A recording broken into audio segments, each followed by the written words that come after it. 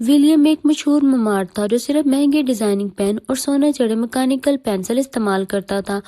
اس کا ماننا تھا کہ عظیم خیالات صرف عظیم اوزاروں سے ہی جنم لیتے ہیں۔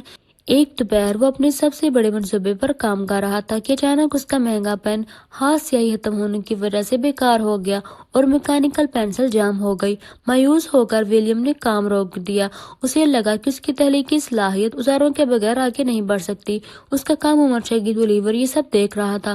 اس نے جیب سے ایک چھوٹی گھسی ہوئی لکڑی کی پینسل نکالی جو عام باورچی خانے کے چاقو سے تیز کی گئی تھی۔ یہ کچھ خاص نہیں ہے، اولیور نے نرمی سے کہا، لیکن اس کی نوک نرم اور ہموار ہے۔ ولیم نے ہچکچاتے ہوئے پینسل لے لی۔ جیسے ہی اس نے کاغذ پر لکیر کھینچی وہ حیران رہ گیا۔ سادہ سی پینسل کاغذ پر ایسی روانی اور گرمی سے چل رہی تھی جو اس کے مہنگے اوزار کبھی نہ دے سکے۔